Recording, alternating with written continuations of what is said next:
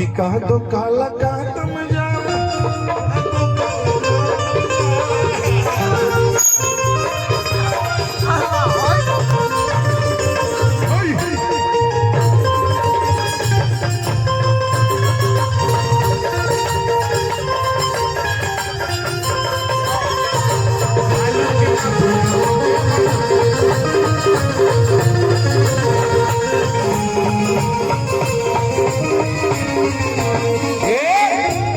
आगे कहबा कि एरिया में नाम से चलेला रंगादारी।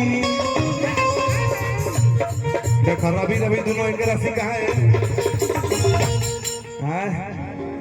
गड़बड़ नहीं कर रहा है ना? कि एरिया में नाम से चलेला रंगादारी। बालुए के पैसा से बंगलाया रामायणी में लिखा कि एरिया में नाम से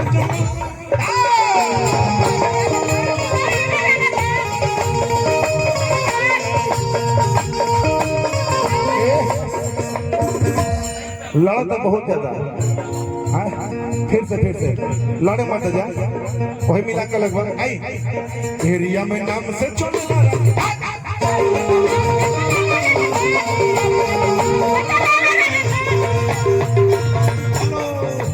बालुए के पैसा से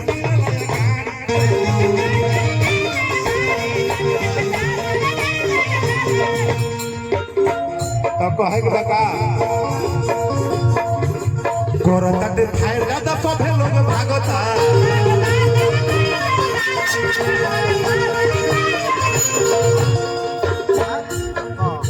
छाछ पर चढ़ा के दादा सीधे गोली दागता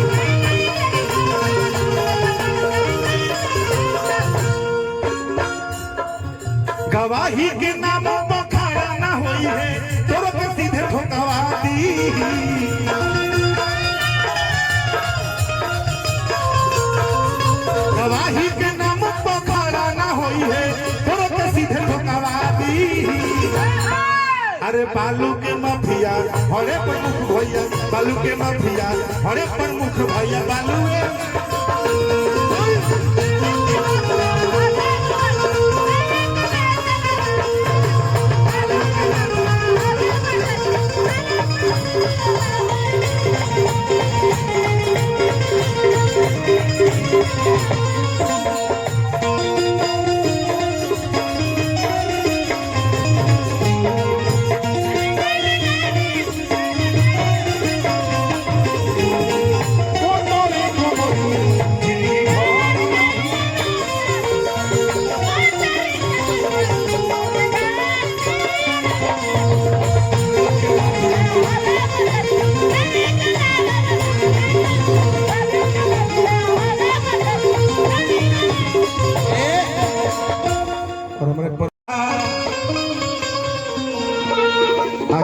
नइखे जानत इनी कर बोर खाता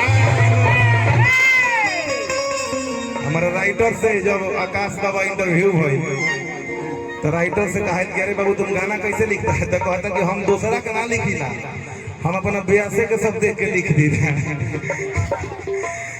इसके दी आशीष के ढेर पहचान बा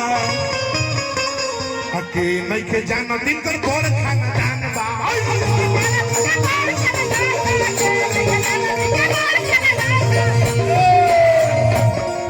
अरे काप जले थर थर मंदिरिए मेले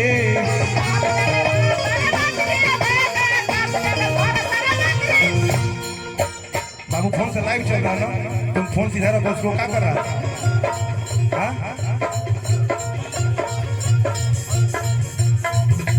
मन तो अमित भाव के हुए न देले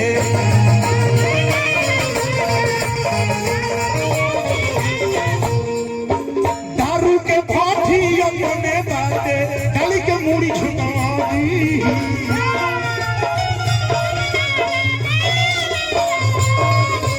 दारू के फाटी अपने बाते गली के मूड़ी झुका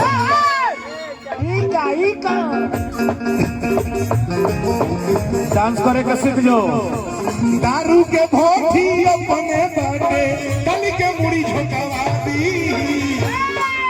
अरे बालू के माफिया हटे मजनुआ, बालू के माफिया हटे मजनुआ, बालू